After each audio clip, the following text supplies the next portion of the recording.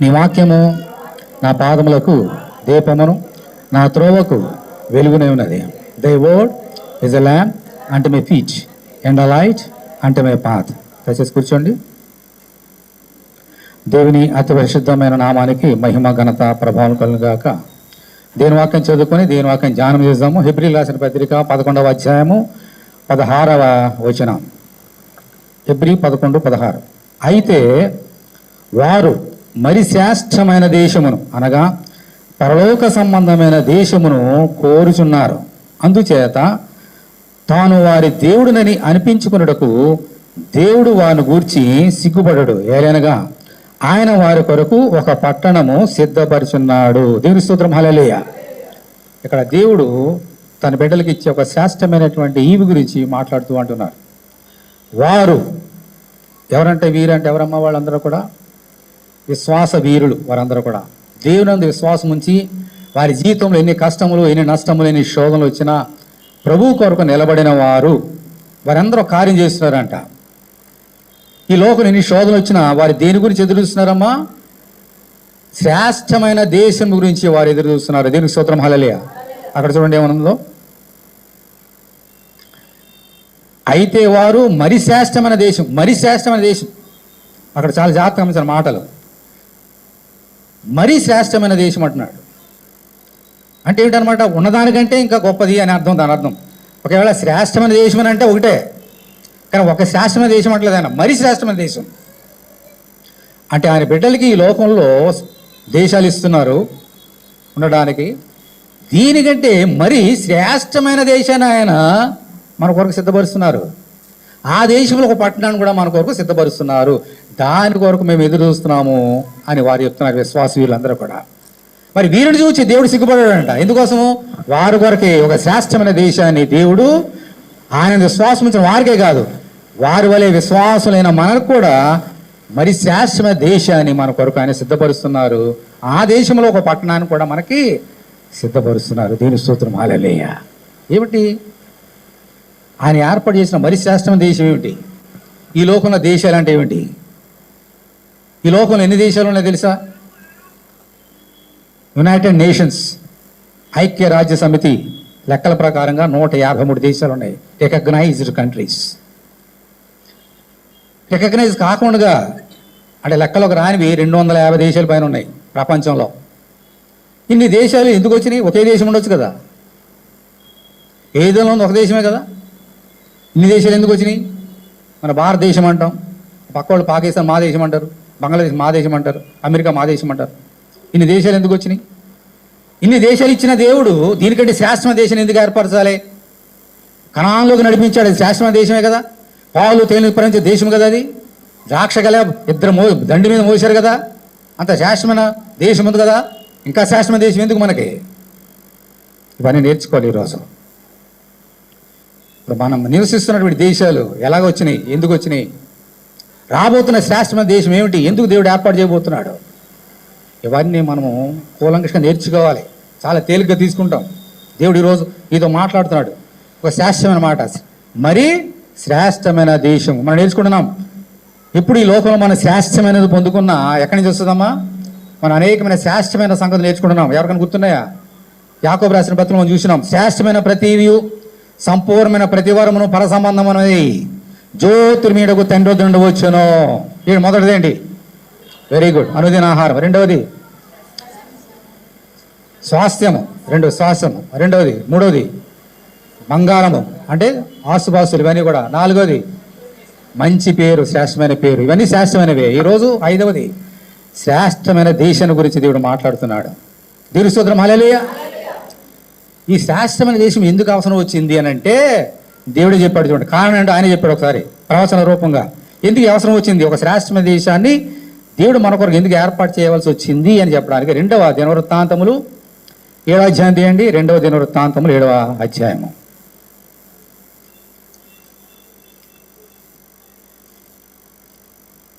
Bible అందరూ తీయండి, మనకు సంగతులు అర్థం చేసుకోవాలి.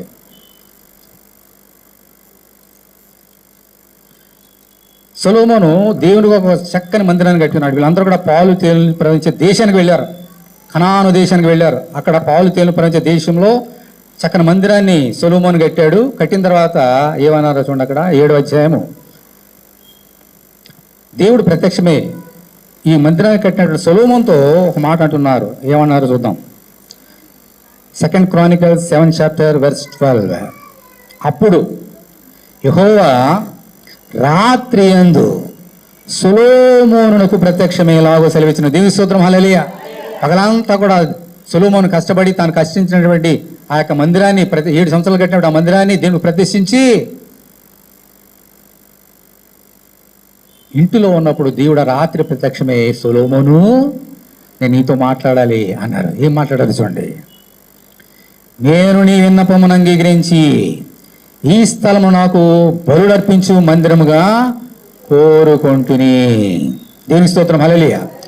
వాన కురియకుండా నేను ఆకాశమును మూసినప్పుడే గాని, తర్వాత ఏముందమ్మా, దేశమును నాశనము చేయుటకు మిడతలకు సెలవిచ్చినప్పుడే గాని, నా జనుల మీదకి తెగులు రప్పించినప్పుడే గాని, నా పేరు పెట్టబడిన నా జనులు తమ్ము తాము తగ్గించుకొని తర్వాత ప్రార్థన చేసి నన్ను వెదకి తమ చెడు మార్గం విడిచిన ఎడల ఆకాశం నుండి నేను వారి ప్రార్థన విని వారి పాపం క్షమించి, తర్వాత ఒక మాట ఉంది, ఏముందమ్మా అక్కడ,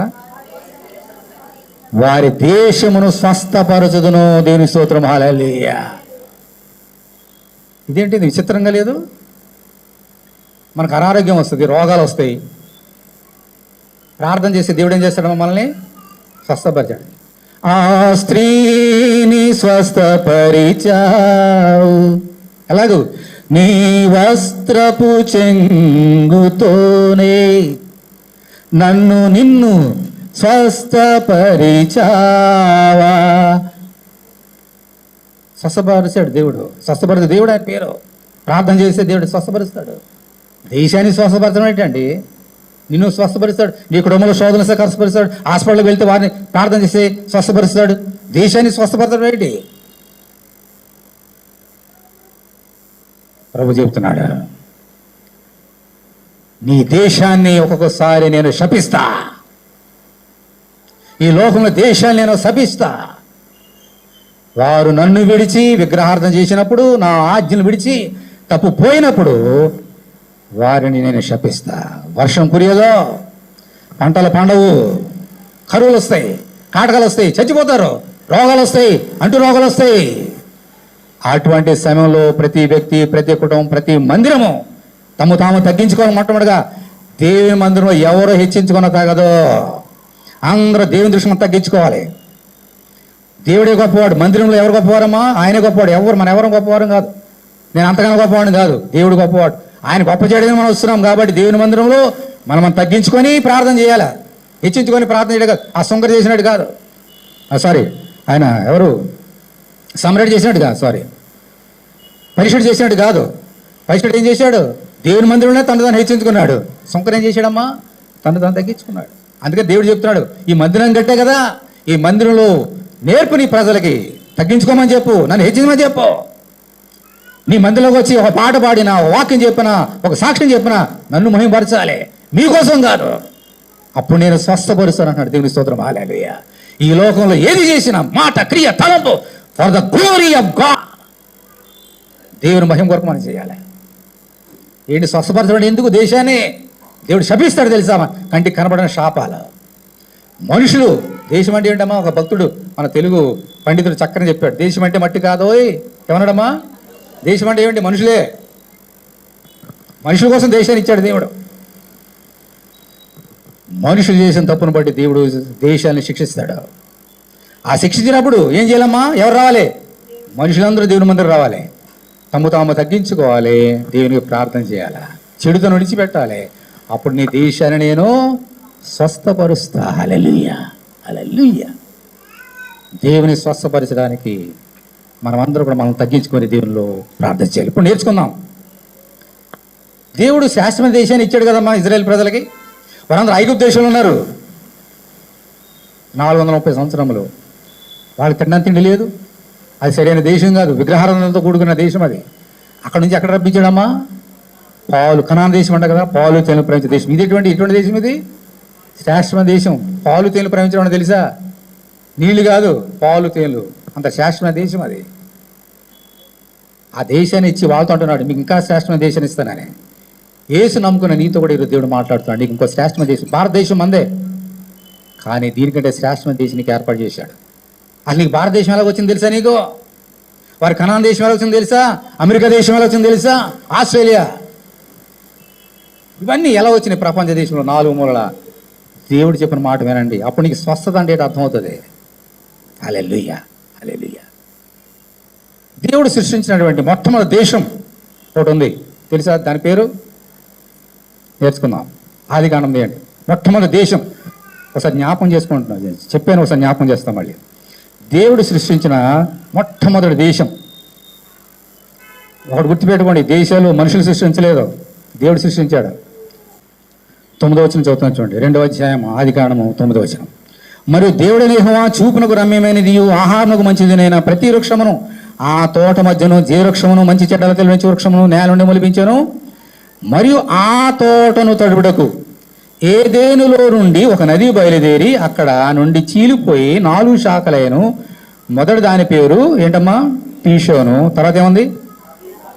అది హవీలా దేశమంతటి, ప్రైజ్ ది లార్డ్, హల్లెలూయా, చుట్టూ పారుచున్నది, అక్కడ బంగారం ఉన్నది. హవీలా దేశం అనేది దేవుడు సృష్టించిన మొట్టమొదటి దేశం. అక్కడ ఏముందమ్మా? చక్కని నది. ఎందుకోసం నది? ఏదైనా తోటని తడపడానికి. చాలా జాగ్రత్తగా వినండి, ఒక దేశం ఉంది, ఒక నది ఉంది, ఒక తోట ఉంది. అంటే ఏదైనా తోట ఎక్కడ ఉంది? ఏ దేశంలో ఉంది చెప్పండి? హవీలా దేశంలో ఉంది. చుట్టూ పారుతున్నది.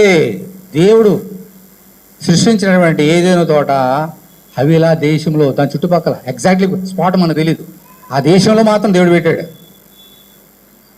ఒక దేశాన్ని పెట్టి ఆ దేశంలో మనుషులు తినడానికి అవసరమైన పెట్టి, త్రాగడానికి ఒక నదిని పెట్టి అక్కడ పెట్టాడు. ఆ తోటలో ఈ మంచి చెడు తెలిసిన ఫలం మాత్రం తినదని చెప్పాడు, ఏదైనా తినని మాత్రం చెప్పాడు, తోటలో పెట్టాడు. ఆ ఏదైనా తోట ఏ దేశంలో ఉందమ్మా? హవీలా దేశం ఉంది.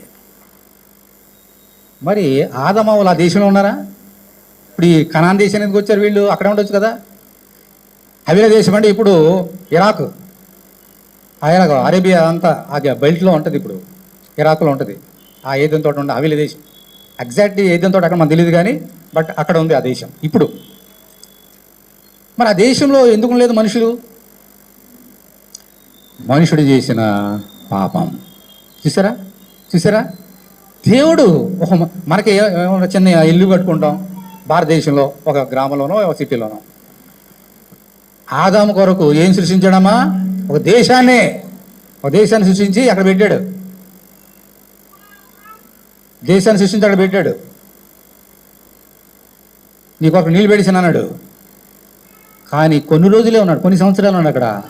ఆ దేశాన్ని బయటికి వెళ్ళిపోయాడు. ఎవరు? ఆదాము. ఎందుకని? అర్హత లేదో. దేవుడిచ్చిన దేశం ఉండడానికి అర్హత పోగొట్టుకున్నాడు ఆదాము.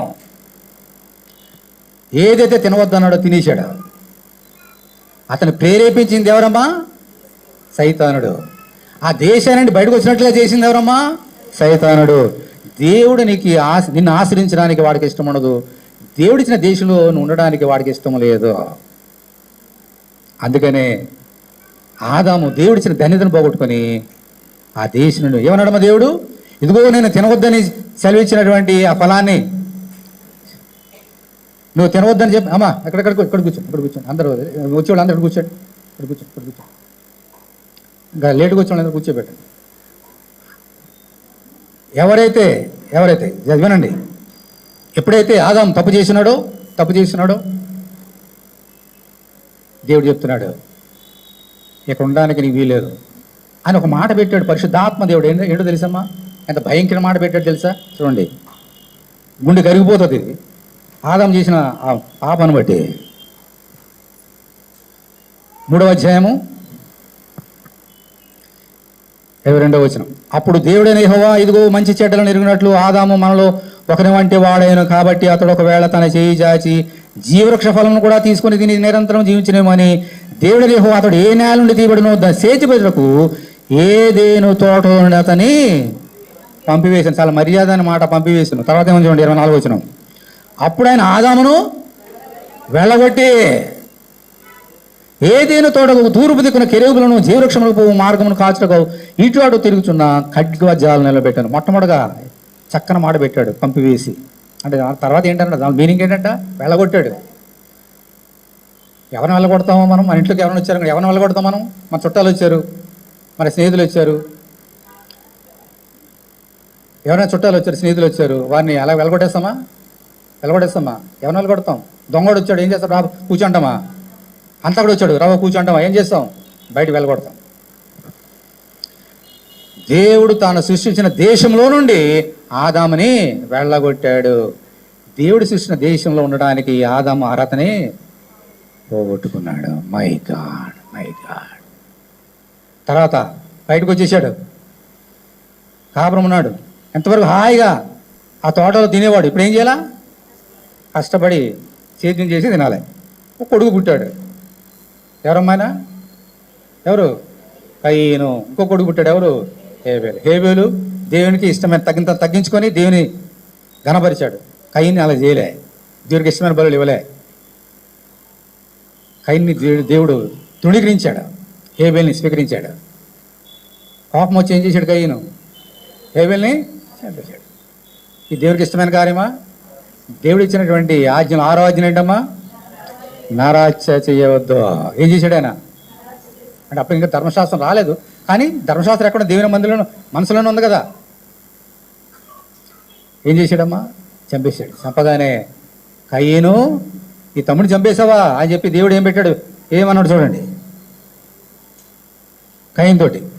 సరే, ఆదాము వచ్చి ఇంకో ఆ దేశం నుండి బయటకు వచ్చేసి ఎక్కడ కాపురం ఉన్నాడు. అప్పుడు కయ్యను తమ్ముడు చంపేశాడు. అప్పుడు మళ్ళీ ఏం జరిగింది చూడండి 4వ అధ్యాయం అండి 10వ వచనం. అప్పుడు ఆయన, నీవు చేసిన పని ఏమిటి? నీ తమ్ముని రక్తం యొక్క స్వరము నేల నుండి నాకు మొరబెడుచున్నది. కావున నీ తమ్ముని రక్తమును నీ చేతుల నుండి పుచ్చుకున్నటకు నోరు తెరిచిన ఈ నేల మీద ఉండకుండా నీవు దీవించివాడనుందా? ఏముంది? శపింపబడిన వాడవు. నీవు నేలను సేద్యపరిచినప్పుడు అది తన సారమునిక మీద నీకు ఇయ్యదు. నీ భూమి మీద దిగులు పడుచు. తర్వాత ఏముందమ్మా? గట్టిగా, దేశ దిమ్మరే. నువ్వు దేశ దిమ్మరవే అన్నాడు దేవుడు. My God. ఏంటి దేశం దిమ్మరం అంటే? ఏంటి? ఒక దేశం ఉండదు. దేశ దిమ్మరం అంటే తిరగడమే. ఎప్పుడు ఎక్కడి నుంచి అక్కడ, ఎక్కడి నుంచి స్థిరం ఉండదు అనమాట.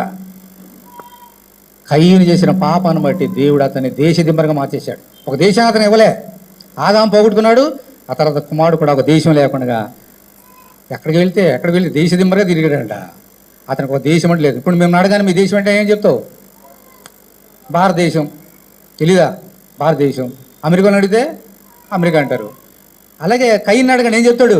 నాకు దేశం లేదంటాడు. దేశ దిమ్మర చేసేసాడు దేవుడు. దేవుని మాట వినకపోతే దేవుడు చేసే కార్యం ఇది. దేశ దిమ్మర ఏం చేశాడు దేవుడు అంతే. అక్కడితోటే కయ్యను వచ్చేసాడు, దేశ దిమ్మర తిరిగాడు. ఆ తర్వాత ఇంకా ఆదాముకి పిల్లలు పుట్టారు. అందరూ కూడా విస్తరించారు. దేవుడు అతన్ని శపించాడు, కయ్యన్ని. అయ్యో, దేవునికి వ్యతిరేకంగా నేను పాపం చేసి దేవుడిని శపిస్తాడేమో అని భయము ప్రజల మీద ఉందా? చెప్పాలి, ఉందా?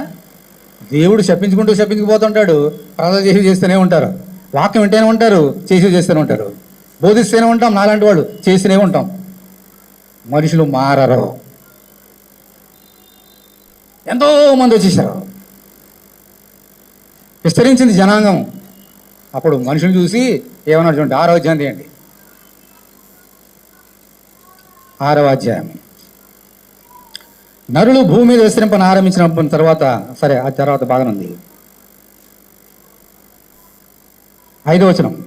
నరుల చెడుతనం భూమి మీద గొప్పదని, వారి హృదయం యొక్క తలంపులోని ఊహంతో ఎల్లప్పుడూ కేవలం చెడ్డదని యెహోవా చూచి తను భూమి మీద నరుని చేసినందుకు యెహోవా సంతాపం ఉంది, తన హృదయములో నొచ్చుకొను. దేవుడు బాధపడ్డాడంట. అయ్యో, ఎందుకు చేశాను ఆయన నరులు అని చెప్పేసి. పైగా నా పోలికలో నా స్వరూపంలో ఎందుకు చేశానని ఆయన బాధపడ్డాడంట. అంత భయంకరంగా మనుషులు ఏం చేశారమ్మా? ఆదాము తప్పు చేశాడు, శిక్షించాడు, దేశాన్ని నుంచి బయట కొట్టేశాడు. మనుషులు సర్దిద్దుకున్నాడా? కయీను తప్పు చేసినప్పుడు శపించాడు, దేశదిమ్మర చేశాడు. మనుషుడికి తెలివి వచ్చిందా? ఇంకా ఎక్కువైపోయింది. అందుకే దేవుడు ఏం చేశాడమ్మా? ఆకాశం నుండి మహాప్రళయం వచ్చి ఎంతమంది ఉన్నారు అందరూ నాశనం చేసింది యనమండుగురం తప్ప. నోహు అతని భార్య, 3 కుమారులు 3 భార్యలు తప్ప అందరిని దేవుడు ఏం చేశాడమ్మా? నాశనం చేసేసాడు, అందరిని చంపేశాడు. ఇది దీవెనా శాపం ఇది. ఎందుకని? దేవుడు చెప్పిన మాట విన్నందుకు. తర్వాత ఎంతమంది మిగిలారు అక్కడ? 3. నోహు, అతని భార్య, 3 కుమారులు. ఆ 3 కుమారులు వీళ్ళందరూ కూడా 3 కుమారులు ద్వారా మళ్ళీ ఏమైందమ్మా? దేశమంతా విస్తరించింది. ఈ ప్రపంచమంతా వారి ద్వారా ప్రజలంతా విస్తరించారా? మరి ఇప్పుడైనా మారారా మనుషులు? దేవుడు మాట చెప్పాడు, ఇంకెప్పుడు నేను శిక్షించను మిమ్మల్ని.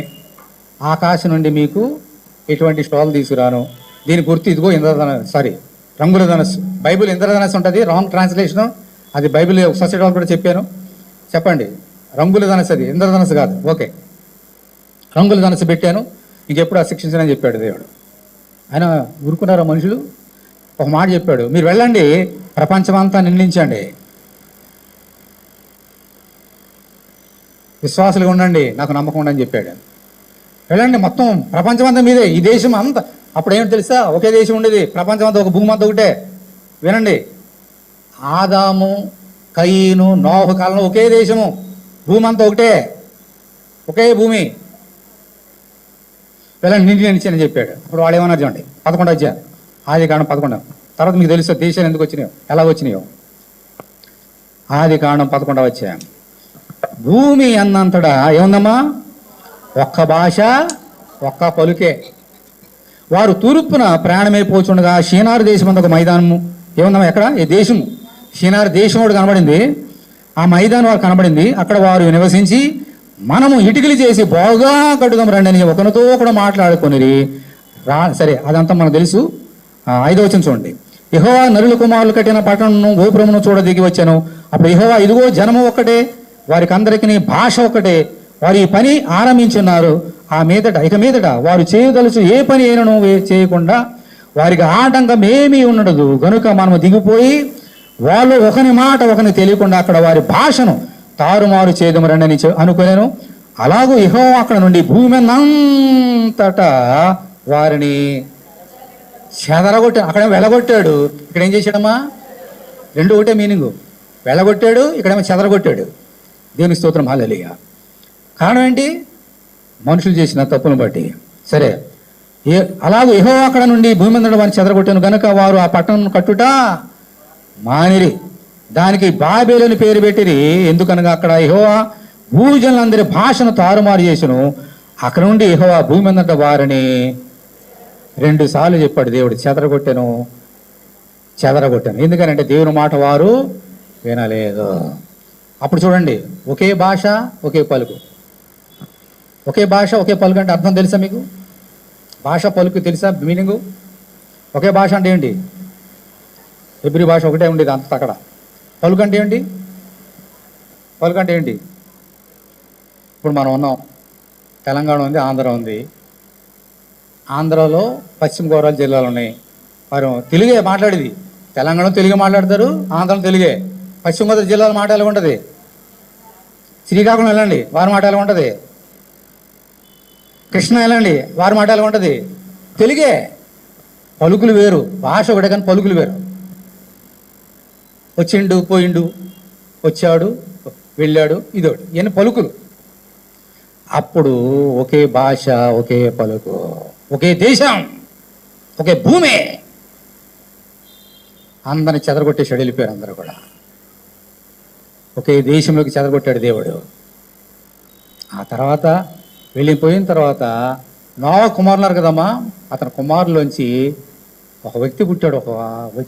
ఒక కుమారుడు అంటే మునిమానవుడు కనమాట. నోవా మునిమానవుడు కాలంలో సంగతి జరిగింది. ఏంటి జరిగింది చూడండి. వీళ్ళందరూ చెదరిపోయారు, ఒకే భాష ఒకే పలుకు ఒకే దేశం. అప్పుడు ఏం జరిగింది చూద్దాం.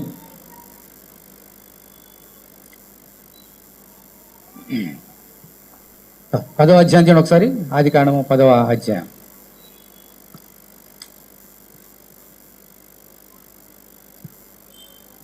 ఇది నోహు కుమారుడు అగు షేము, హాము, యాపేత్ అనే వారి వంశావళి. జలప్రయాణం తర్వాత వారికి కుమారులు పుట్టిరి. ఇక ఇవన్నీ కూడా వంశావళి అందరూ ఇచ్చారు.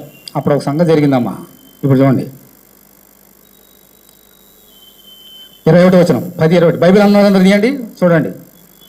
ఆదికాండం 10:21. మరియు ఏవేరు యొక్క కుమారులందరికీ పితరుడును పెద్దవాడైన యాపేతు సహోదరునకు షేముకు కూడా సంతానం పుట్టెను. షేము కుమారులు ఏలాము, అషూరు, అర్పక్షదు, లూదు, ఆరామను వారు. ఆరాము కుమారులు ఊజు, హూలు, గెతెరు, మాషను వారు. అర్పక్షదు షేలహును కనెను, షేలహు ఏబేరును కనెను. ఏబేరుకు 2 కుమారులు పుట్టిరి. వాళ్ళు ఒకని పేరు గట్టిగా చెప్పాలి, పెలెగు. ఏలైనగా అతని దినములలో ఏమైందమ్మా, భూమి దేశములుగా విభాగింపబడను. అతని సహోదరుని పేరు యొక్తాను. దేని సోదరం హల్లెలూయా. నోవకి మునుమానవుడు పుట్టుక, పెలెగని పుట్టుకనే అప్పుడు ఒకే దేశం ఉండేది. ఓకే, చెదరబట్టక మునుపు ఒకే భాష, ఒకే బలుకు. చెదరగొట్టిన తర్వాత ఒకే దేశము, అనేక భాషలు వచ్చినాయి. తారుమారు చేసేసాడు కదా, అర్థం కావట్లేదు, అందుకని వెళ్ళిపోయారు వీరి ప్రాంతాలకి. ఏ భాషను బట్టి ఎక్కడ చెదిరిపోయారో ఆ ప్రకారంగా పెలెగు అనేటువంటి వ్యక్తి పుట్టినప్పుడు దేవుడు ఏం చేశాడమ్మా, భూమిని దేశాలుగా ముక్కలు ముక్కలుగా చేసి విభాగించాడు. దేవుని స్తోత్రం హల్లెలూయా. దేశములుగా విభాగించింది మనుషులు కాదు, తనంతట తానే భూమి అలాగూ నిర్మించుకోలేదు. ఇది దేవుడు చేసిన శ్రేష్టమైన కార్యం. దేవుని స్తోత్రం హల్లెలూయా. ఒకే భూమి, ఒకే దేశము. వారి భాషను బట్టి ఇన్ని దేశాలు వచ్చేసినాయి. నువ్వు తెలుగు మాట్లాడుతున్నావా, హిందీ మాట్లాడుతున్నావా, వెళ్ళిపో భారతదేశం వెళ్ళిపో అన్నాడు దేవుడు.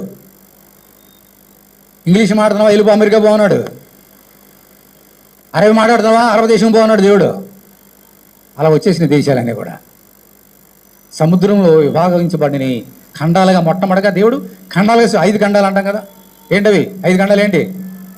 America, north America, south America, Australia, Europe, Asia, Australia. 5 ఖండాలు. 5 ఖండాల్లో మళ్ళీ ఏమైనా చేసాడమ్మా, దేశాలుగా భాష. ఒకే ఖండంలో ఎన్ని భాషలు ఉన్నాయి? మనం ఉపఖండం అంటాం దాన్ని, సబ్ కాంటినెంట్. మన దేశం భారతదేశం ఎన్ని భాషలు ఉన్నాయి? ఆ భాషల ప్రకారంగా ఖండాలు చేశాడు. అదే భాష ప్రకారం దేశాలు కూడా చేశాడు, ప్రాంతాలుగా చేశాడు దేవుడు. ఇది ఎవరు చేశారమ్మా? ప్రభుత్వాన్ని చేయలేదు, మనుషులు చేయలేదు, దేవుడు చేశాడు. ఈరోజు నువ్వు ఎక్కడున్నావు, ఏ దేశంలో ఉన్నావు నీవు? చెప్పండి, ఎవరు పెట్టారు నిన్ను? దేవుడు పెట్టాడు. ఎప్పుడైనా గమనించావా? ఈ భారతదేశం అనేది దేవుడికి ఇచ్చినటువంటి దేశం. నీ దేశాన్ని బట్టి నువ్వు గర్వించాలి, ఎందుకంటే దేవుడికి ఇచ్చిన దేశం ఇది. నేను అమెరికాలో ఎందుకు పెట్టలేదు దేవుడు? ఇక్కడ ఎందుకు పెట్టాడు? నువ్వు అమెరికాలో కాదు, ఇక్కడే పుట్టాలన్నాడు దేవుడు. నువ్వు ఇక్కడే పుట్టాలన్నాడు కానీ ఇక్కడ పెట్టాడు. ఎవరిని అక్కడ అమెరికాలో పెట్టాడు, అక్కడ పెట్టాడు. ఎవరిని అక్కడ పెట్టాలి, పెట్టేశాడు. అంతే. ఇది దేవుడు చేసిన కార్యం. హల్లెలూయా, హల్లెలూయా. అదే రీతిగా దేవుడు కనాను దేశాన్ని వారికి రప్పించి, ఐగుప్తు దేశంలో రప్పించి ఇజ్రాయేల్ ప్రజని అతడి శ్రేష్టమైనటువంటి దేశంలో వారిని పెట్టినాడు. ఇది దేశంగా విభాగం పడింది. జలప్రలయం వచ్చిన తర్వాత ఇంచుమించుగా 100 సంవత్సరాలు, 100 సంవత్సరాలు, ఇంకా కరెక్ట్గా చెప్పాలంటే 101 సంవత్సరంలో దేశాలుగా దేవుడు విభాగించాడు. దేవుని స్తోత్రం హల్లెలూయా. తర్వాత కార్యం జరిగింది. ఓకే, దేశాలుగా విభాగపడ్డాయి. ఒక పాట పాడాం కదా, ఏం దేశం అది? కనాను దేశం. ఆయన బిడ్డలకి ఏం దేశం ఇచ్చాడు? ఎందుకు ఇచ్చాడు తెలుసా? అమెరికా ఎందుకు వెళ్ళలేదు, భారతదేశం ఎందుకు వెళ్ళలేదు, ఇజ్రాయెల్కి కనాను దేశం ఎందుకు ఇచ్చాడు? 12వ అధ్యాయం తీయండి. ఆదికాండం 12వ అధ్యాయం.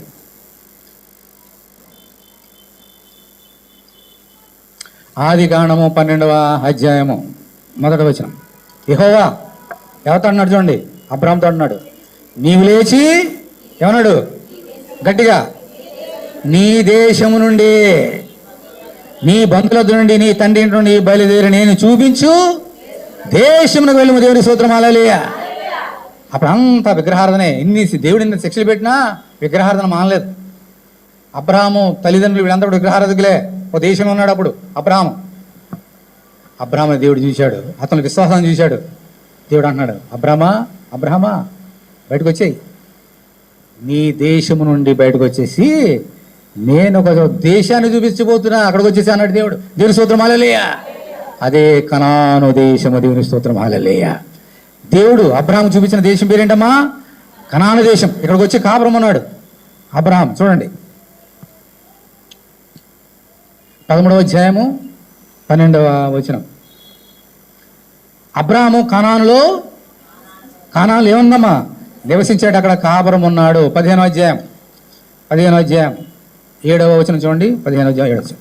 మరియు నీవు ఈ దేశమును స్వతంత్రించుకున్నట్లు దాన్ని నీకు ఇచ్చుటకు కల్దీల ఊరను పట్టణంలో నుండి నిన్ను యువతలకు తీసుకుని వచ్చిన యెహోవా నేనే చెప్పినప్పుడు అతడు ప్రభువైన యెహోవా నేను దీన్ని స్వతంత్రించుకుని నాకెట్లు తెలియనుగా. సరే, అవన్నీ మనకు అక్కర్లేదు. చూడండి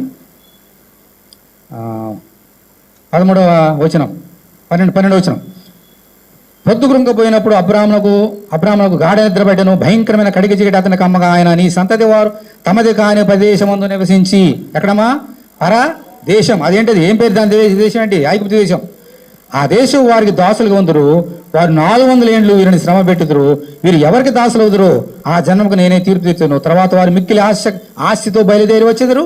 నువ్వు క్షేమంగా నీ పితలు ఎత్తుకుపోయేదవు. మంచి వృద్ధాపమందు నువ్వు పాతి పెట్టబడదు. సరేలే, ఇవన్నీ ఆయన అబ్రాహాముతో చెప్పాడు. చాలా జాగ్రత్తగానండి. You have to learn this. ఇవన్నీ తెలుసు, క్రైస్తవుడుగా నువ్వు నేర్చుకోవాలి ఇవన్నీ. విగ్రహార్థంలో కూడుకున్న అబ్రాహాముని పిలిచి దేవుడు కనాన్ దేశంలో పెట్టాడు. అక్కడ నివసించాడు అబ్రాహాము. పెట్టి అంటున్నాడు, ఈ దేశాన్ని రాబోయే దినాల్లో నీ బిడ్డలకి నేనేం చేస్తాను? నువ్వు పేరు మార్చేసాను కదా అబ్రాహాము, అనేక జనం తండ్రివి, నీ రాజులకు తల్లి, నీ యొక్క భార్య శారా, వీళ్ళందరూ కూడా ఈ దేశాన్ని స్వతంత్రించుకుంటారు. ఈ కనాను దేశాన్ని మీ కొరకు నేను ఏర్పాటు చేశా. అయితే పరదేశంలో 430 సంవత్సరాలు ఉంటారు అంతే. తర్వాత ఇక్కడ శాశ్వతంగా నేను ఇవ్వబోతున్నాను అన్నాడు. అలాగే 430 సంవత్సరాలు ఉన్నారు. మోషే ద్వారా స్వాతంత్ర దేశానికి వచ్చి ఇక్కడ స్వతంత్రులుగా కనాను దేశంలో ఉన్నారు. దానికి ఇప్పుడు పేరు పెట్టాడు దేవుడు ఇజ్రాయేలీ దేశము. దేవుని స్తోత్రం. హల్లెలూయా. ఈ ఇజ్రాయేల్ దేశం పేరు ఎలా వచ్చిందో పోయిన వారం నేర్చుకున్నాం. యాకోబు ద్వారా వచ్చింది పేరు. దేవునితో పోరాడు గెలిచి ఆ పేరుని సంపాదించుకున్నాడు దేవుని దగ్గర నుంచి. ఆ ఇజ్రాయేల్ దేశము ఆ దినం మొదలుకొని ఈ దినం వరకు ఎవరి చేతులు ఉందమ్మా? ఇజ్రాయేల్ పక్షాన్ని దేవుడు ఇచ్చాడు. ఈ దేశాన్ని ఎవరికి పెట్టాడు దేవుడు? అయితే కొన్ని సంగతులు జరిగినాయి. ఇది నేర్చుకోవాలి అసలు సంగతి. అప్పుడు మనం శాశ్వత దేశం అంటే మాకు అర్థమవుతుంది. అప్పుడు మీకు అర్థమవుతుంది.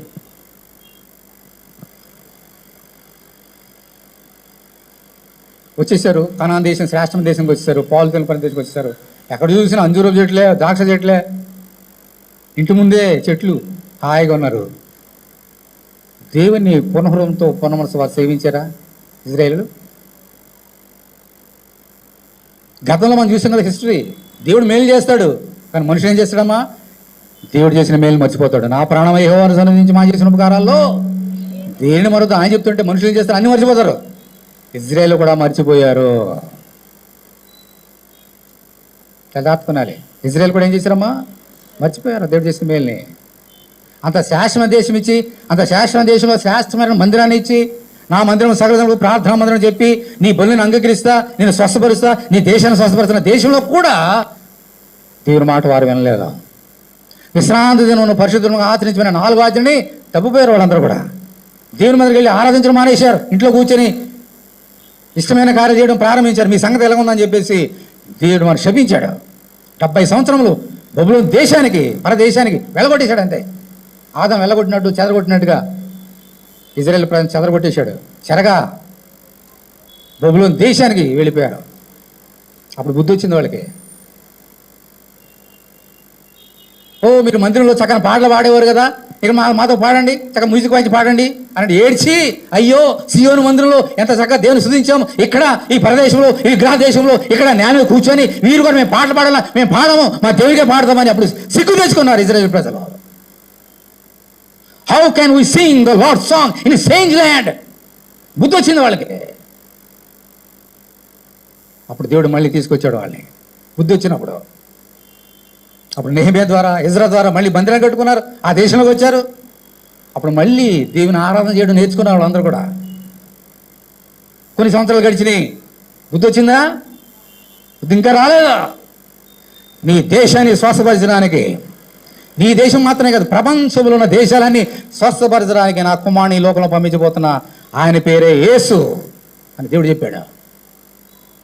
యేసుని పంపించాడు వారిని స్వస్థపరచడానికి. ఆ స్త్రీని స్వస్థపరిచిన దేవుడు, గుడ్డివాని స్వస్థపరిచిన దేవుడు, ఇజ్రాయేల్ దేశాన్ని స్వస్థపరచడానికి, ప్రపంచంలో ఉన్న దేశాల్ని స్వస్థపరచడానికి యేసే వస్తే, ఇదే ప్రజలు, ఇజ్రాయేలీ ప్రజలు, యూదులు యేసుని శిలువ మీద చంపేశారు. బుద్ధి వచ్చిందా? దేశానికి వస్తున్నారు. దేవుడు ఇచ్చిన దేశాన్ని, ఆ దేశంలో ఉన్నటువంటి సమృద్ధిని మనుషుడు పుచ్చుకుంటున్నాడు, కానీ దేవుని ఎడల ఉండవలసిన నమ్మకం లేదు, స్థిరత్వం లేదు, నిలకడ లేదు, కృతజ్ఞత లేదు మనుషులకి. ఈసారి దేవుడు కాదు, యేసుక్రీస్తు వారికి శాపం పెట్టాడా? లూకా సువార్త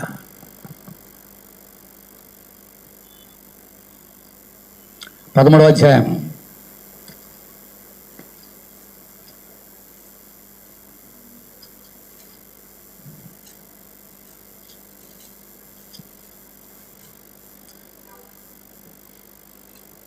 లూకా సువార్త 13వ అధ్యాయం 34. అందరు చూడండి బైబిల్. లూకా 13:34. యెరూషలేమా, యెరూషలేమా, ప్రవక్తలను చంపుచు నీ యొద్దకు పంపబడిన వారిని ఏం చేశారు మీరు? రాళ్ళతో కొడుచుండుదానా, కోడి తన పిల్లలను తన రెక్కల క్రింద ఎలాగో చేర్చుకున్నాడో అలాగే ఎన్నో మారు నేను మీ పిల్లలను చేర్చుకుని ఉంటిని కానీ మీరు అల్లకపోతిరి. ఇదిగో మీ ఇల్లు, మీ దేశము, మీ యెరూషలేము, మీ మందిరము మీకు పాడుగా విడవబడి ఉన్నది. ప్రభువు పేరట వచ్చి వాడు స్తుతింపబడును గాక అని మీరు చెప్పు వరకు మీరు నన్ను చూడరని మీతో చెప్పుచున్నాను. My God, my God. దేవుడు శాపం పెట్టాడు యెరూషలేముకి. యెరూషలేముకి వచ్చా మిమ్మల్ని రక్షించడానికి, కానీ మీరు నా మాట వినలేదు, నన్ను చంపేస్తున్నారు. మీ ఇల్లు మీకు పాడుగా విడబడి ఉన్నది, మీ దేశం మీకు పాడుగా విడబడి ఉన్నది. చాలా జాగ్రత్తగానండి. దేవుడు ఎంత శాపం పెట్టాడో అది అలా నెరవేరింది, వినండి. ఆయన చనిపోయినాడు, సమాధి చేయబడ్డాడు, 3 దినం లేచినాడు, పరలోకంకి ఎక్కాడు, దేవుని కుడి పార్శ్వన కూర్చున్నాడు, దేవుని ఆత్మ పంపించాడు. కొన్ని సంవత్సరాల తర్వాత అపోస్తులు వచ్చారు, స్వార్థ ప్రకటించారు. ఇచ్చిమించుగా క్రీస్తు శకం 70 సంవత్సరం తర్వాత ఒక సంగతి జరిగింది. రోమా ప్రభుత్వంలో నీరో చక్రవర్తి వచ్చాడు. ఇజ్రాయెల్ అంటే పడదానికి అందరినీ దేశంలో వెళ్ళగొట్టేశాడంతే. వెళ్ళగొట్టి యేసు చెప్పిన శాపం ప్రకారంగా దేవునిక మందిరాన్ని కాల్చి ప్రజల్ని హింసించి వారిని చెదరగొట్టగానే ప్రాణ భయంతో ఇజ్రాయేల్ కానీ అటు ఇటు క్రైస్తవులు కానీ అందరూ కూడా మారిపోయినారు. దేవుడు వారిని చెలాదర చేసినాడు. క్రైస్తవులు మాత్రం తక్కువేం కాదు కదా, పాపం చేసినారు. కానీ కొంతమంది విశ్వాసులు ఉన్నారు, వారి ద్వారానే ఇప్పుడు ప్రపంచంలో క్రైస్తవులు, అనేక జనం క్రైస్తవులు ఉన్నారంటే ఆ శ్రమంలో నమ్మకం ఉన్న వారే. కానీ ఇజ్రాయేల్ మాత్రము ప్రపంచ దేశాల్లో చెదిరిపోయినారు వారు చేసిన తప్పులను బట్టి. ప్రాణాలు పెట్టుకుని వెళ్ళిపోయారు అందరూ కూడా. ఇజ్రాయేల్ దేశంలో ఇజ్రాయేల్ లేరు యేసు పెట్టిన శాపాన్ని బట్టి. అప్పుడు ఏం జరిగిందంటే మిగిలిన దేశంలో ఉన్న ప్రజలందరూ వచ్చేసి ఏమన్నా ఇప్పుడు మన ఇల్లు ఖాళీ చేసి వెళ్ళిపోతే అలాగే ఉంటుంది. ఇల్లు ఏముంటుంది, పక్కడొచ్చు కూర్చుంటాడు. వీరందరూ కూడా ఇజ్రాయేల్ దేశం వెళ్ళిపోతే చుట్టుపక్కల ఉన్నటువంటి అరబ్బులు, ముస్లిం అందరూ వచ్చి అక్కడ కాపురం పెట్టారు. కాపురం పెట్టడం కాదు, వాళ్ళు మాస్క్ కూడా కట్టేశారు అక్కడ. దేవుని మందిరము, దేవుడి కోసం కట్టబడిన మందిరంలో ఇప్పుడు ఏముందమ్మా? అక్కడ ఏముంది? మాస్క్ ఉంది. అంటే ముస్లిమ్స్ ఆరాధించే మందిరం ఉంది అక్కడ. అందుకనే అక్కడికి క్రైస్తవులు వెళ్తే చూసి వచ్చేయాలి అంతే. చేతుల్లో బైబిల్ ఉండొద్దు, ప్రార్థించకూడదు. ప్రార్థన చేశారా జైలే.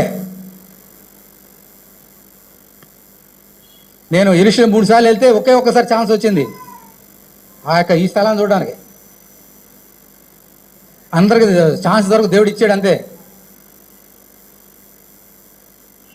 దేవుడి ఛాన్స్ వినియోగించాలి కానీ చెప్పేసి ప్రార్థన చేస్తే జైలు, బైబిల్ పట్టుకుంటే జైలు.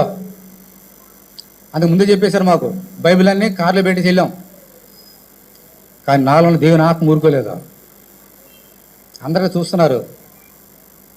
ఆ పక్కన మోకాళ్ళు నీ ప్రార్థన చేశా. మాతో వచ్చిన వారు గడగడ వణిగిపోయారు. ఎందుకని? జైలు పడేస్తారు. ఎవరిని? వాళ్ళగా నన్ను. భయపడలేదు. నా మందిరము సకల ప్రార్థన మందిరంలో ప్రార్థన చేయడం దేవుడు కృప అనుగ్రహించి అక్కడ వెళ్ళి ప్రార్థన చేశాను. అక్కడ సొలొమోను చేసిన ప్రార్థన బట్టి యేసుక్రీస్తు మోకాళ్ళ నుంచి కాళ్ళు పెట్టిన ఆ స్థలంలో ప్రార్థన చేశా. అందరి దేశాలందరి గురించి ప్రార్థన చేశా. ఒక్కళ్ళు నా మీద చెయ్యవేయలేదు. దేవుని స్తోత్రం. హల్లెలూయా. ఆ సెక్యూరిటీ గార్డులు అక్కడే ఉన్నారు, నాతో వచ్చిన అందరూ ఏడుస్తున్నారు, భయపడిపోతున్నారు. నాకు ఎందుకనో భయం లేదు, ఎవరు నన్ను ముట్టలేదు. బయటికి వెళ్ళిన తర్వాత చెప్పారు, భయపడిపోయి ఏంటంటే ఇలా చేశారు, ఏమో నాకు తెలియదండి, దేవుడు చేయమని చేసి అంతే. హల్లెలూయా, హల్లెలూయా. అటువంటి భయంకర స్థితిలో ఉన్నది ఇప్పుడు కూడా. ఈవెన్ టుడే నువ్వు బయలు బయటికి వెళ్ళవని జైలు పెడతారు, ప్రార్థన చేసామని అరిగేస్తారు. ఇప్పుడు ఉన్న స్థితిని బట్టి, ఈవెన్ టుడే ఏసు పెట్టిన శాపాన్ని బట్టి. హల్లెలూయా, హల్లెలూయా. అందుకనే రోజు కొట్లాటే ఇజ్రాయేల్ ప్రజలు అక్కడ నివసిస్తున్నారు, కానీ వారికి సంతోషం లేదు, సమాధానం లేదు. ఎందుకంటే ఎప్పుడు చచ్చిపోతామో వాళ్ళకి తెలియదు. ఇప్పుడు మన భారతదేశంలో ఉన్నాము, ఎంత హాయిగా ఉన్నామో ఇప్పుడు, మందిలో కూర్చొని దేవుని ఆరాధన చేసి ఎంత సంతోషంగా ఆరాధన చేస్తున్నామో మనం ఇప్పుడు. కానీ ఇజ్రాయేల్కి అటువంటి కృప ఇవ్వలేదు దేవుడు. పొద్దున్న లేచామా, మళ్ళీ సాయంకాలం పడుకుంటే పడుకున్నాం, బ్రతికాం అనుకుంటారు వాళ్ళు. ఈవెన్ టుడే పక్కనే హమాస్, పక్కనే గాజా, పక్కన ICS, హిజ్బుల్లా, ఇరాను, ఇరాకు, ఇవన్నీ చుట్టుముట్టు శత్రు దేశాలు ఆ దేశాన్ని ఆక్రమించుకుందామని ప్రయత్నం చేస్తున్నాయి. యేసుక్రీస్తుని వారు తృణీకరించారు కాబట్టి ఆ దేశంలో వారు నివసిస్తున్నా వారికి శాంతి లేదు, సమాధానం లేదు. అయితే మన దేవుడు గొప్పవాడు. అందరూ గట్టిగా దేవుని స్తోత్రం హల్లెలూయా. దేవుడు మనం తప్పు చేసినా విడిచిపెట్టే దేవుడు కాదు. ఒకవేళ విడిచిపెట్టేసి ఈ లోకంలో ఉండేవాళ్ళం మనం. ఇజ్రాయేల్ విడిచిపెట్టేశాడా? వాళ్ళు ఎన్నిసార్లు తప్పు చేసినా, వ్యభిచారం చేస్తే అక్కడే చంపేశాడు దేవుడు. ఆ మధ్యదారుని దొంగతనం చేస్తే అక్కడే శిక్ష, ఎక్కడ చేసిన శిక్షే. మళ్ళీ తప్పు చేసుకుంటే ప్రభు క్షమించమంటే క్షమించేవాడు. మన దేవుడు క్షమించే దేవుడు, దేవుని స్తోత్రం హల్లెలూయా. ఇప్పుడు యేసు ఆ మందిరంలో సొలొమోనుకి ఇచ్చినటువంటి ఆ వాగ్దానం కూడా మనం జ్ఞాపకం చేసుకోవాలి. ఇంత చదివాను, ఇప్పుడు చదివితే మీకు బాగా అర్థమవుతుంది. చూడండి ఇప్పుడు మళ్ళీ రెండవ దినవృత్తాంతములో 7వ అధ్యాయం అండి. 2వ దినవృత్తాంతములు 7వ అధ్యాయము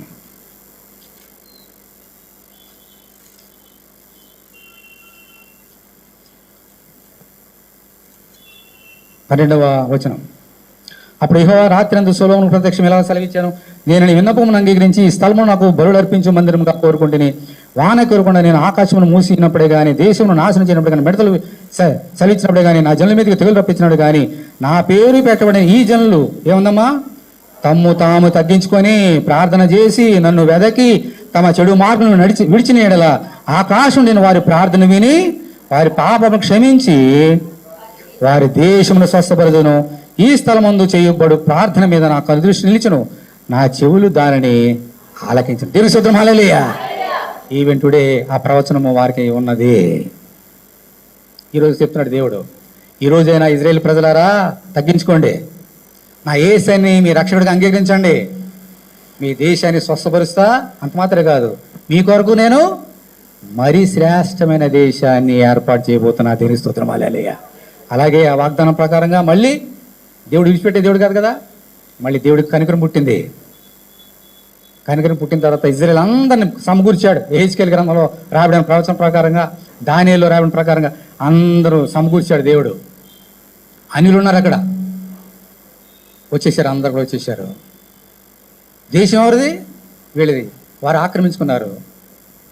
చుట్టుపక్కల అనేక దేశాలు, ఏంటి ఇంత ఉన్నావు నువ్వు, మా మీద యుద్ధానికి వస్తావా, ఇది మా దేశం, మా ప్రదేశం అది అని యుద్ధం చేశారు. ఎవరి మీదకమ్మా? సరే దేవుడు వచ్చి, సరే మీకు ఇచ్చిన ఆ వాగ్దానం చేసే ప్రకారంగా, అబ్రాకి ఇచ్చిన వాగ్దానం వెళ్ళండి అక్కడ ఉండండి అని చెప్తే వచ్చి కొంతమంది ఉన్నారు. ఒక దేశంగా ఏర్పడితే చుట్టుపక్కల వాళ్ళందరూ యుద్ధానికి వచ్చేసారమ్మా. అప్పుడే పుట్టింది దేశం, ఇజ్రాయెల్ దేశం. అప్పుడే పుట్టిన పిల్లవాడి మీదకి బాగా వయసు ఉన్న వాళ్ళు 10 మంది వెళ్తే ఎలా ఉంటుందా బిడ్డ పరిస్థితి? అలా ఉంటే ఆ పసిబిడ్డన ఇజ్రాయెల్ దేశం పక్షాన యేసుక్రీస్తు ఉండి వారం రోజుల్లో ఎవరి యుద్ధానికి వచ్చి అందరూ తరివేషన్గా చేశాడు. దేవుని స్తోత్రం హల్లెలూయా. ఎవరి యుద్ధానికి వచ్చారో తోహం వచ్చి అందరూ పారిపోయారు. 7 days ఆఫ్ వార్ అంటాం. ఆ తర్వాత దేవుడు వారి పక్షాన్ని యుద్ధం చేయగానే అప్పుడు ఊపిరి పీల్చుకొని అక్కడ కాపురం ఉన్నారు. కానీ అది మాత్రం ఈరోజు కూడా అలాగే ఉంది. అది దాన్ని మాత్రం ఏం చేయలేకపోయారు. అప్పుడు పరిస్థితులను బట్టి, ఐక్యరాజ్య సమితి కండిషన్ బట్టి, తర్వాత ఇంగ్లీష్ వాళ్ళు చేసినటువంటి వీళ్ళు ఎవరో ఇంగ్లాండ్ వాళ్ళు వారి యొక్క రిస్ట్రిక్షన్స్ బట్టి అది మాత్రం ఆక్రమించుకోలేదు. అందుకనే దేవుడి యొక్క శాపాన్ని బట్టి ఇంకా అన్యులు తొక్కుతున్నారు గడప. అక్కడ రాబోయే దినాల్లో అక్కడ ఇజ్రాయేల్ ప్రజలు మందిరం కడతారు. అప్పుడు ఏమొస్తుంది తెలుసా? అంతము, యుగాంతం వస్తుంది.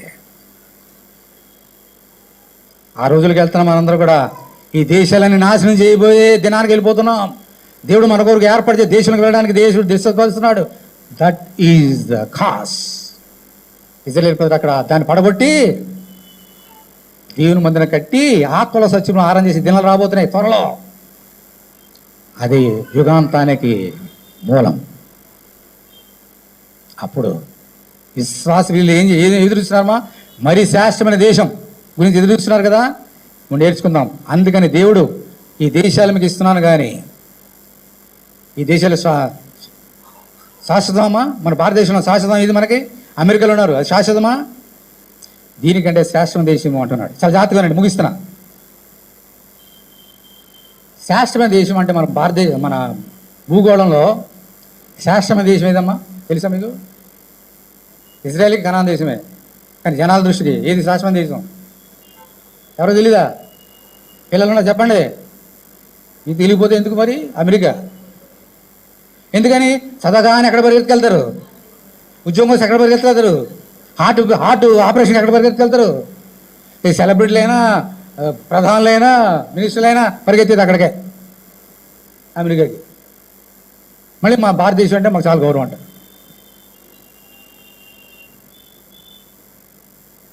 టెక్నాలజీ అక్కడి నుంచి వచ్చిందే.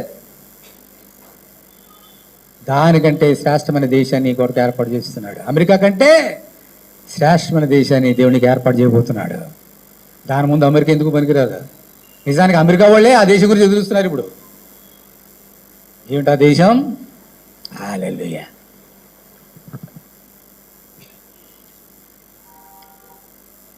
మత్తయి సువార్త 24వ అధ్యాయం తీయండి.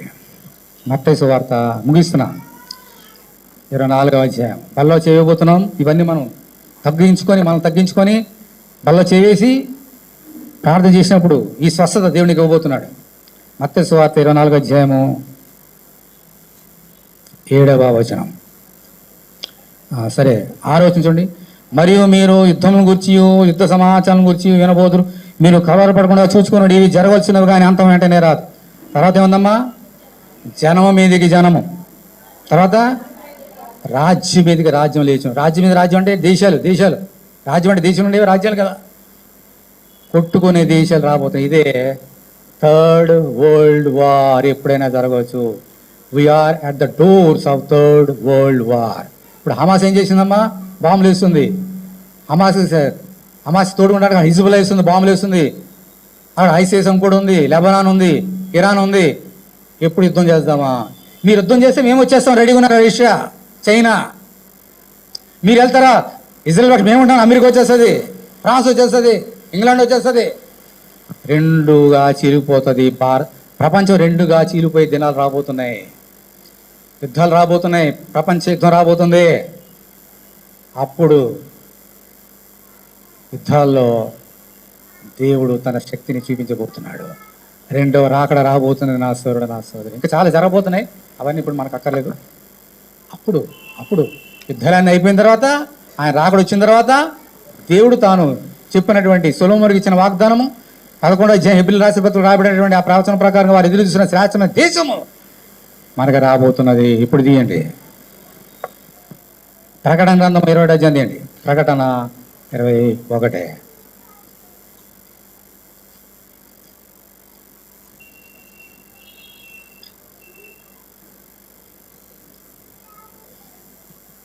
ఇక్కడ ఈ చక్కని మాటలు చూడండి. మొదటి వచనం. అంతటా నేను, ఇదేంటిది? జాన్ గాస్పెల్ ఈ రాసిన ఆయన కొత్త ఆకాశం చూస్తున్నాడంట. ఇంకా ఏం చూస్తున్నాడు? క్రొత్త భూమిని చూసి తిని, మొదటి ఆకాశమును మొదటి భూమి గతించిపోయాను, సముద్రం ఇక లేదు. ఇప్పుడు మనం అంటే దాని అర్థం ఏంటి? క్రొత్త ఆకాశము, క్రొత్త భూమి వస్తుంది. పేతురు ఏం చెప్పాడు తెలుసా? యుగాంతం ఏం జరుగుతుందమ్మా? మహావేండ్రముతో పంచభూతములు లయమైపోతాయి. చాప చుట్టేసినట్టు ఆకాశం వెళ్ళిపోతుంది, చాప చుట్టినట్టు భూమి వెళ్ళిపోతుంది, సముద్రం వెళ్ళిపోతాయి, మనుషులు వెళ్ళిపోతారు యుద్ధంలో జరగబోయే యుగాంతంలో. అప్పుడు దేవుడు ఏం చేశాడమ్మా? క్రొత్త ఆకాశము, క్రొత్త భూమి. అంటే ఈ దేశాలన్నీ ఏమైనప్పుడు అమెరికా దేశం ఏమైంది? భారతదేశం, సముద్రం, పసిఫిక్ మహాసముద్రం అన్నీ వెళ్ళిపోతాయి. ఒకే ఆకాశము, ఒకే భూమి, దేవుని స్తోత్రం వల్ల ఒకే దేశం, ఒకే పట్టణం. హల్లెలూయా. దేవుడు మొట్టమొదటిగా ఏదైనా తోటలో ఏది నెరవేర్చాడు అక్కడ ఒకే దేశము, ఒకే పట్టణం నిలబెట్టాడు. శాస్త్రమైన దేశం కూడా అక్కడ కూడా ఒకే దేశము, ఒకే పట్టణము. ఆ దేశం పేరే పరలోక రాజ్యం, దేవుని యొక్క రాజ్యం, నిత్య జీవం. హల్లెలూయా. మళ్ళీ చూడండి 2వ వచనం. మరియు నేను నూతనమైన యెరూషలేము నా పరిశుద్ధ పట్టణము తన భర్త కొరకు అలంకరింపబడిన పెళ్లి కుమార్తెలే సిద్ధపడి పరలోకమందున దేవుని నుండి దిగి వచ్చినా చూచుతుంది. దేశము, పట్టణం. దేశానికి పట్టణం కావాలి కదా, క్యాపిటల్. ఆ దేశం పేరు దేవుని యొక్క రాజ్యము. ఆ రాజ్యానికి పట్టణం ఏంటమ్మా? ఈ యెరూషలేము కాదు, నూతన యెరూషలేము. అక్కడ ఏముంటుందో చూపించి ముగిస్తున్నాను చూడండి. 22వ అధ్యాయం 1వ వచనం. మరియు స్ఫకటం వలె మేరనట్టి జీవజలం నది దేవుని యొక్క గొర్రెపిల్లకు సింహాసనం వద్దనండి. ఆ పట్టణం రాజు ఏది మధ్యన ప్రవహించడం దూత నాకు చూపాను. ఆ నది ఒక ఏవలను జీవవృక్షం ఉండను. అది నెలలకు ఫలించు 12 కాపులు కాయను. ఆ వృక్షం ఆకులు జనములను స్వస్థపరచుటకి. ఏమంటమ్మా? ఆకులు ఏం చేస్తారంట? జనములను స్వస్థపరచుటకై వినియోగించును. ఇక మీద శాపగ్రస్తమైన ఏది దానిలో ఉండదు. దేవుని యొక్క గొర్రెపిల్లకు సింహాసనం దానిలో ఉండను. ఆయన దాసుడు ఆయనను సేవించుచు ఆయన ముఖ దర్శనం చేయుదురు. ఆయన నామం వారి నశోద్ధనుడను. రాత్రి కన్నడు ఉండదు. దీపకాంతినను సూర్యకాంతిను రక్కలేదు. దేవుడైన ప్రభు వారి మీద ప్రకాశించిన వారు యుగ యుగములు రాజ్యము చేదురు. దేవుని స్తోత్రం. హల్లెలూయా. అక్కడ జీవవృక్ష ఫలము చెట్టు ఉంది కదా, ఆకులు ఆ దేశాన్ని స్వస్థపరుస్తాయంట. ఇదే 2వ దినవృత్తాంతంలో దేవుడు ఇచ్చినటువంటి ప్రవచనం. ఆ దేశాన్ని స్వస్థపరుస్తాయి అంటే దేశాన్ని స్వస్థపడే అర్థం ఏంటి? అక్కడ ఉండేది ఎవరు? మనమే కదా, విశ్వాసమే కదా. ఈ లోక సంబంధం స్వస్థత కదా, అది ఆత్మ సంబంధమైనది. ఆ స్వస్థతనిస్తున్నాడు. ఆ దేశము మన కొరకు దేవుడు ఇప్పుడు సిద్ధపరిచేశాడు. ఎప్పుడైనా రావచ్చు, ఎప్పుడైనా యుగాంతం కావచ్చు, ఎప్పుడైనా ప్రపంచ యుద్ధాలు రావచ్చు. నువ్వు సిద్ధపడుతున్నావా నా సోదరుడా, నా సోదరి? ఈ దేశం శాశ్వతం కాదు, ఈ లోకం శాశ్వతం కాదు. రాబోతున్న శ్రేష్టమైన దేశంలోకి నువ్వు వెళ్ళాలని ఆశ ఉందా? దేవుడు చెప్పిన మాట నువ్వు తగ్గించుకో, హెచ్చించుకోవద్దు. ఈ చెడుతను పక్కన పెట్టు. దేవుని గొప్ప చేయి, నిన్ను కాదు. నువ్వు గొప్ప చేసుకోకు, నీ ఇంటి వాడిని గొప్ప చేయకు. నన్ను గొప్ప చేయి, నా మందిరానికి రా, ప్రార్థన చేయి, తప్పులు ఒప్పుకో, ఏసు రక్తంలో కడుక్కో, నా కుమార రక్తంలో కడుక్కో, దేవుని విశ్వాసం ఉంచు, ఆయన హృదయంలో చేర్చుకో. అప్పుడు నిన్ను స్వస్థపరుస్తా శరీర సంబంధంగా రాబోతున్న రాజ్యంలో దేశంలోనికి నడిపిస్తాడు. దేనికి స్తోత్రం. హల్లెలూయా. అందులో చూడండి, ఇదిగో శ్రేష్టమైన బల్ల నీ కొరకు దేవుడు ఏర్పాటు చేసిన బల్ల. ఎందుకోసం? ఆ శ్రేష్టమైన దేశంలోకి నడిపించేది ఇదే, ఈ రక్తమే, ఈ శరీరమే. అమెరికా వెళ్ళాలంటే పాస్పోర్ట్ కావాలి, వీసా కావాలి. అమెరికా వాళ్ళకి రావాలన్నా పాస్పోర్ట్ కావాలి, వీసా కావాలి. దేవుని యొక్క దేశానికి వెళ్ళాలంటే నాకు ఈ రక్తం కడబడాలి, ఏ శరీరంలో పాలు పప్పులు పొందాలి. నా సోదరు, నా సోదరు, ఇదే మన పాస్పోర్ట్, ఇదే వీసా. అందరు కళ్ళు మూసుకోండి, హృదయం చూడండి. మళ్ళీ ఎంత దోషం ఉంది, ఎంత చెడుతనం ఉంది.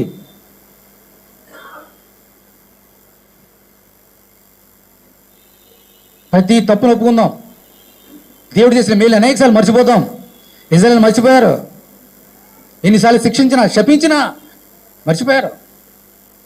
పెదవులతో తీయని మాటలు, హృదయంలో చేదు. అందుకని మారని చేదైనటువంటి జీవితాల్ని మధురంగా మార్చడానికి ఆయన వచ్చాడు.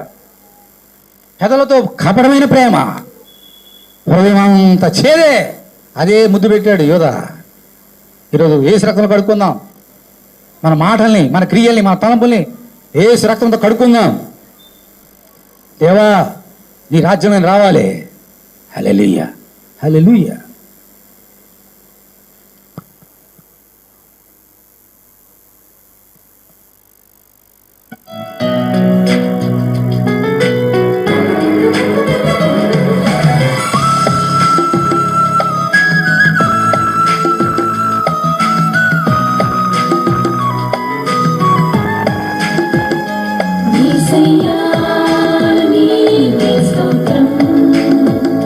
మహిమా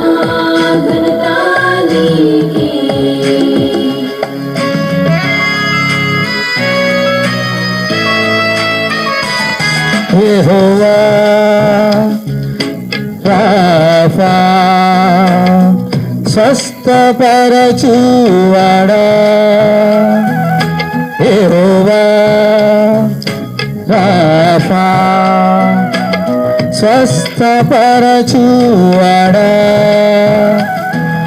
బాగు చేయుము బలపరచుము బాగు చేయుము బలపరచుము యెహోవా రాఫా నా యెహోవా రాఫా యెహోవా రాఫా స్వస్థపరచువాడా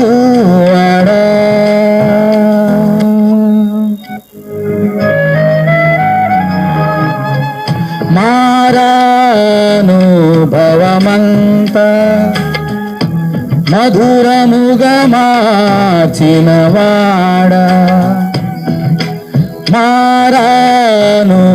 మారానుభవమంతా మధురముగా మార్చినవాడా చేదైన నా బ్రతుకంతా శుద్ధి చేయగరము యెహోవా రాఫా చేదైన నా బ్రతుకంతా శుద్ధి చేయగరము యెహోవా రాఫా ఓ యెహోవా రాఫా నా యెహోవా రాఫా యెహోవా రాఫా స్వస్థపరచు వాడా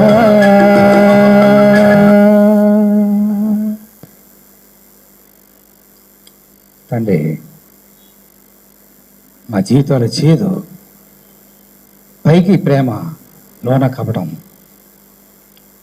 ఇటువంటి మార బ్రతుకుల్ని మధురంగా మార్చడానికే మమ్మల్ని స్వస్థపరచడానికి నీ రక్తం కార్చినావు ఈ లోపల ఏ మందు ఈ చేదుని తీసివేయలేదు మా జీవితాన్ని మధురంగా తీగ మార్చలేదు నీ రక్తం మాత్రమే నీ శరీరం మాత్రమే మమ్మల్ని బలపరిచేది కరుణించు రక్షించు మా జీవితాన్ని మార్చు నామకార్థ జీవితాన్ని తీసివేయి లేకపోతే మమ్మల్ని వెళ్ళగొడతావు దేశంలో నుంచి చెదరగొట్టేస్తావు నరకంలో పంపిస్తావు తండ్రి నో అలా మేము వెళ్ళగొట్టవద్దు నాయన నీ దేశంలో శాస్త్రం దేశంలో వెళ్ళగొట్టద్దు చెదరగొట్టద్దు నరకంలో పంపొద్దు నాయన ఇప్పుడు మేము తగ్గించుకుంటున్నాం నీ రక్తంలో కడుక్కుంటున్నాం మా పాపాలను ఒప్పుకుంటున్నాం నీ శరీరం చేత బలపరచు బలపరచు బలపరచు నీ సాక్షిగా వాడుకో యేసు నామములో ప్రార్థన చేసినాం తండ్రి ఆమేన్. అలా ప్రార్థన గడపండి బల చేద్దాం.